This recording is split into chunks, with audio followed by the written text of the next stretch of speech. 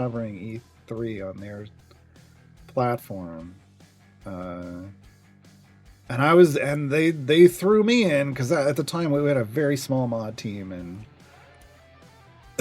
and my supervisor was like, "There's gonna be a lot of people here, but we don't have anyone to help." And I was like, "Oh God!"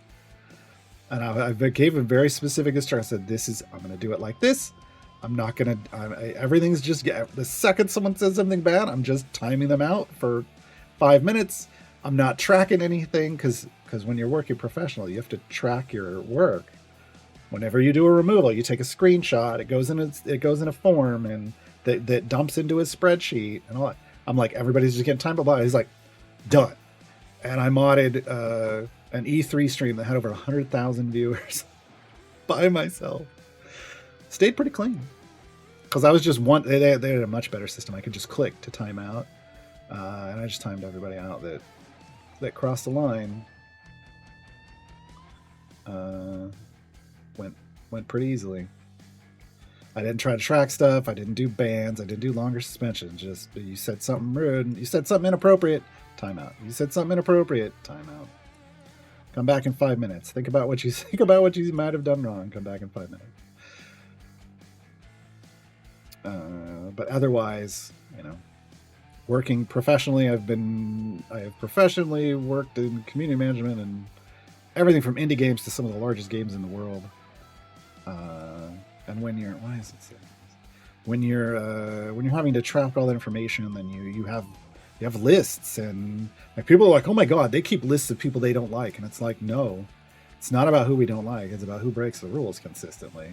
We don't care about you as like we're not thinking about you as a person. We're just like, well, this name keeps coming up and they keep saying stuff that isn't allowed. Well, guess who keeps moving up the accountability list? And like, well, we don't care. You follow the rules, we stop thinking about you. There's only one kind of, like, if you are known by name to moderators in large communities, it's because you're doing the wrong thing. You are simply the worst edge case statistic. It's the only reason we know your name. And you don't want to be that person. You don't. Yeah, we'd be happy to ignore you if you just stop saying inappropriate stuff. The rules are pretty straightforward. And I've totally done that. And yeah, I don't have no problem swinging a banhammer. It's real easy. A lot of people get anxiety about that when they start moderating, and it's like, especially for myself, I have zero issues doing it for myself. But even for as long as I understand the guidelines and I know that people have escalated through or said things appropriate for that, swing away. Swing away.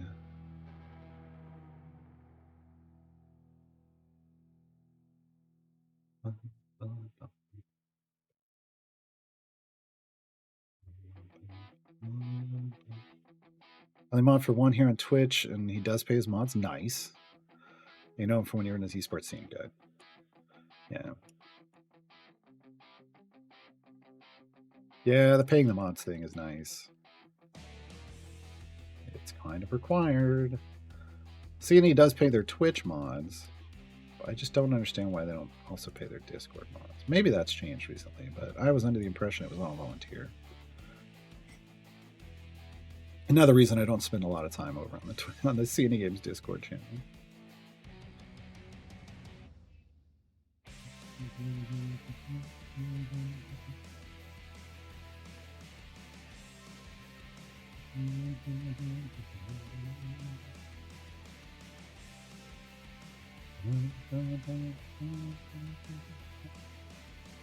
Great day on Twitch is when I've got to ban people as a mod. There are times when, cause again, there are people in the moderate when you're working in community management, you learn certain terms. There are people that we refer to as edgelords, who figure out the line between acceptable and unacceptable, and they write it, and they just walk right on that edge. And occasionally they'll misstep, and you're like, yes, because it's still things that they're really not okay, but it's not to the point where we can remove it. Like, they know where that line is, and when they accidentally step over it, it feels so good. Feels so good. Because it's like, finally, we can hold him accountable for being a jerk. And yes, there are conversations with superiors about, can we adjust these? Because this isn't okay. And like, it's not, but it's part of the rules, and then the management doesn't want to change it. Bunny Boost, thank you for 34 months. Much appreciated. Much appreciated. Isn't that J-Dog everywhere? There's always one. There's always at least one, but the larger your community is, the more of them you get. Man, they start to group up. They roam in packs. Why do some champions have legendary dismantle button, and why would I want to dismantle a legendary piece of gear? Good question, and I actually need to do that. So, I did it already. I did it for Dragonbait. Now, so here's what I had happen on my account: is before I got Strongheart, I was using Dragonbait as my main as a tank in my pushing groups. And so I started putting legendary effects on him. But then I got Strongheart, and the Strongheart Duke combo with Karlach way better. So I legendary dismantled Dragonbait, pulled those legendaries off because I wasn't going to be using them on him. And now I have legendary potions I can put on other champions that are going to support Karlach as I get epics for Karlach. So there's a reason why you might want to do it, is if something about who you're using in your group changes, and you've got legendary power, but now you're not using it, you could dismantle. You could do a legendary dismantle, pull that power off, and put it somewhere where it's going to get used. Is Ishii a good gold champion? Not really. Ishii's not a good champion. I mean, she's an okay DPS, but she almost got, the last time they reworked her, it was almost a nerf.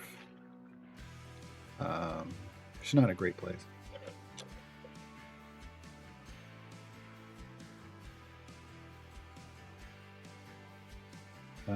But if I remember correctly, Ishii's gold is based on her killing things. Hold on, let me double check.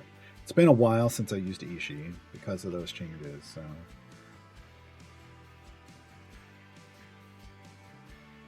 No, it actually, okay, they changed her. Increases all gold found by 50% additively. There's the problem. For every non-human champion adjacent to Ishii. So she wants non-humans adjacent to her. If your formation works, you might be okay. But here's the other thing. Treasure Hunter increases the effect of her gold find. Doubles it whenever she gets a kill. So she's got to be your DPS if you want the extra gold. But it's an additive boost based off the number of adjacent non-humans. That may not be high. If your gold find if your group, you could make it work. Depends on what your group looks like, but it's not the greatest. If it was multiplicative,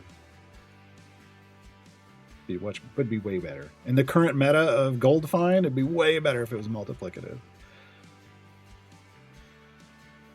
If you have Paulton's usually better in his lucky spec. But still keep the levels on the on the item if I have a level 10 legendary. Yes. The legendary dismantle only pulls the legendary effect, the legendary off of the item. It'll pull any pigments off as well, but it doesn't affect the base item at all. It's only a full dismantle that would strip all item levels, legendary effects, pigments, gilding, everything except rarity gets pulled off in a full dismantle. You get legendary pieces of gear. You forge them at the forge, which means you have to be into the mid game. You have to have unlocked trials, get Scales of Tiamat, and come to the forge. And then you can put a legendary. If it's an epic piece of equipment, you can turn it in. You can add a legendary effect. How do you get to trials? You have to complete the storyline in Baldur's Gate Descent into Avernus. So El Terrell's Last Stand, that adventure, you need to complete it.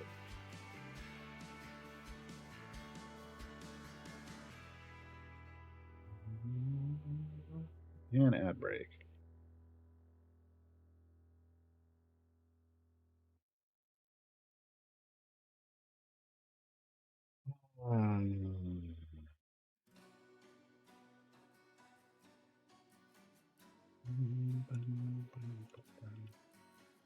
All you know is wrong. We need to go 275 levels. I forgot to put a potion on. That's my bad.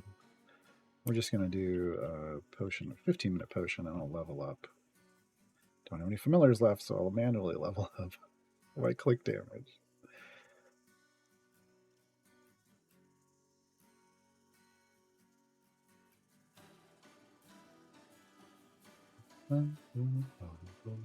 Nice, Lurking Rider.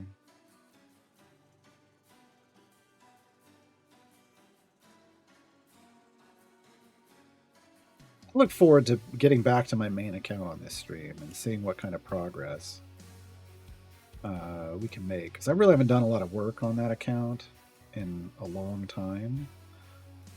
Months. So I'm interested to see what we can do once I get back to it. But I want to get this, all the guides that we were working on that I listed out yesterday. I want to get all those done with using this account first.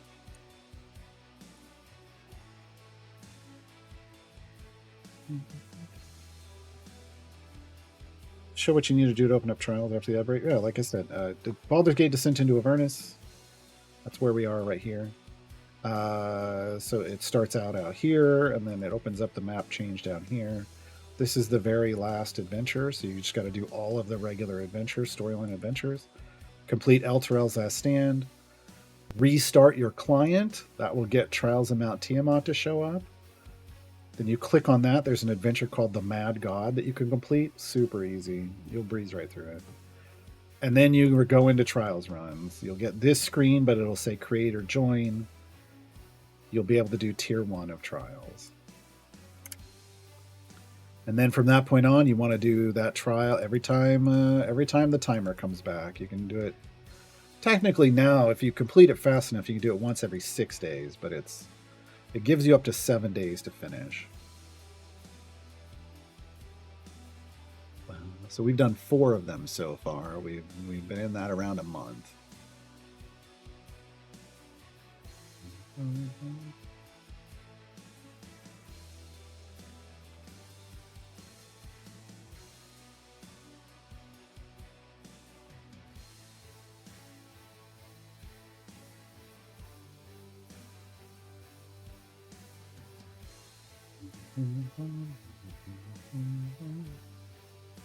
But yeah, I'll be able to demonstrate more what Trials looks like on Monday, late on. Oh wait, 2 days, 3 hours in. On Tuesday, because this will be at the end of the stream on Monday.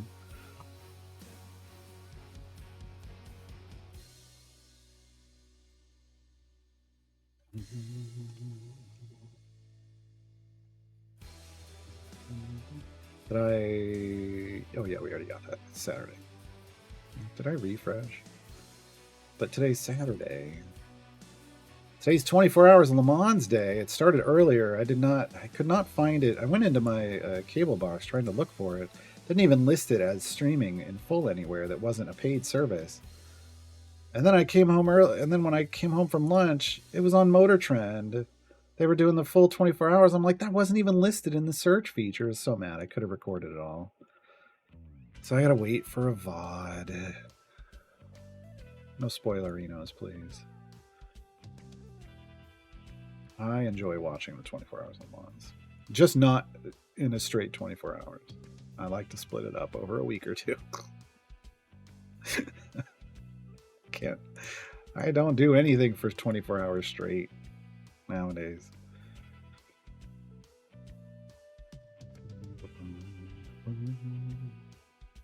I don't know. There weren't a whole lot of spoilers in that episode, but sure.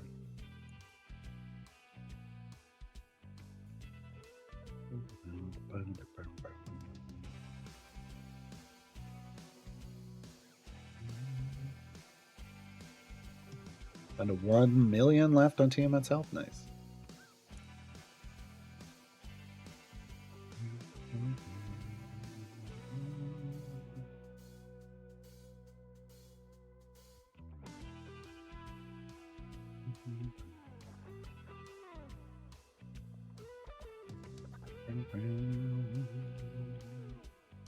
Anything still just silvers.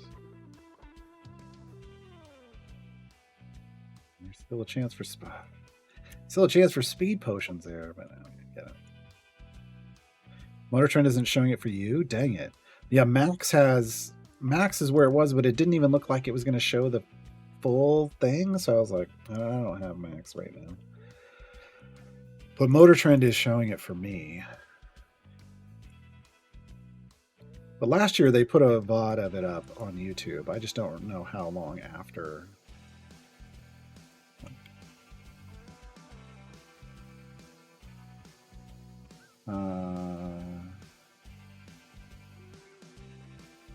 Looks like it was about a month after.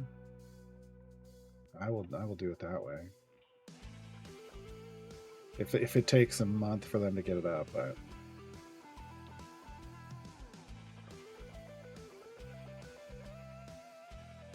it's everything. Much better. 24 hours. Oh, well, they've got some clips up from it already. But yeah, I would want to wait for the full one, and then just watch it.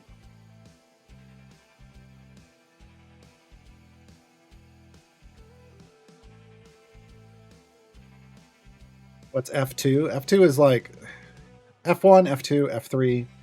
There's also a Formula E. You might say FE, full epic. That's the electric version. So F2 is just the cars aren't as powerful. They're they don't have all the same stuff, but it's same tracks. And a lot of times they will race on the same weekends because they're the races before the big race.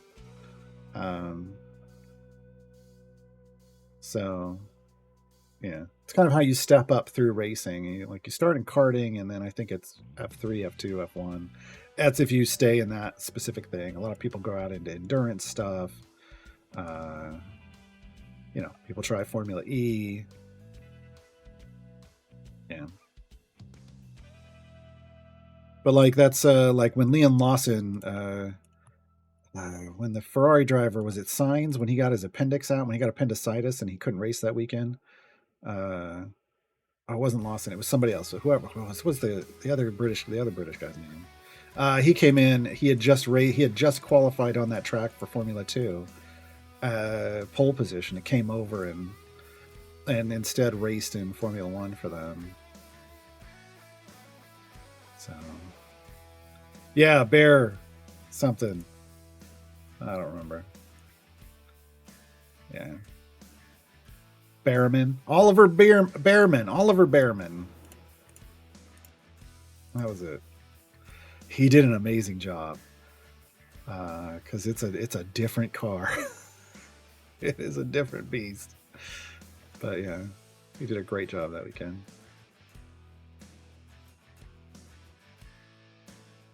I don't know why people do trials when they can't even get the first day's goal done. Because they still can. They'll still get their rewards and stuff, but because the system doesn't care. Again, they didn't build the system to encourage people to do stuff or even do it properly. It's a problem with the system. CNE needs to fix that, and not by a punishment, by encouragement.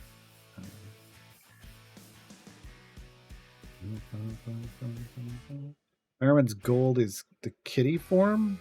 But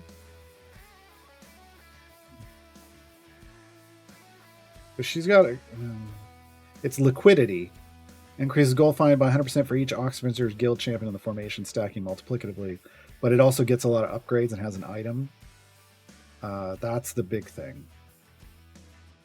The kitty doesn't change that. The kitty is for attack speed.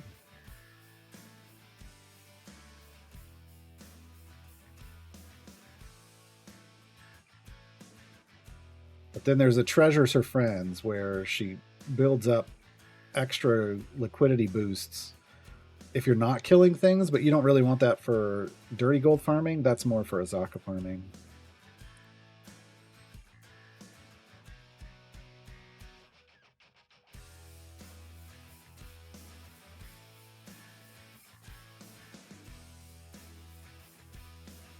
The end goal is F0.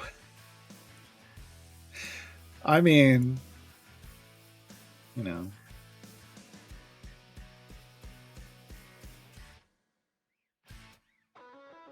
one could say that's Formula E, but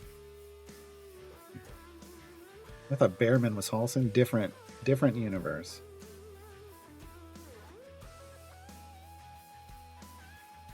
Who is my DPS? Carlock. No, she's not in this party. This is a speed group. I don't need a DPS. I can overpower. I'm overpowering his favor. I got E53 gold fine. I just overlevel my champions. Anybody's DPS then. I only got to get to 275.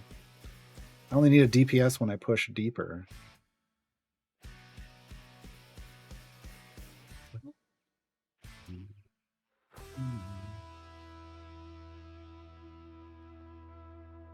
Yeah, putting her in the cat form is just for if you're using Valentine. To buff Valentine's gold find.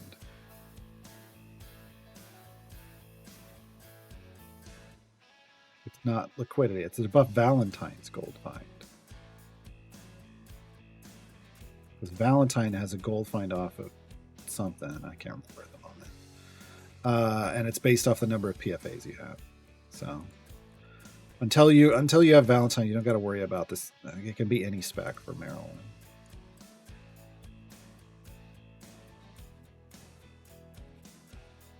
Yeah, Liliantra, I would agree.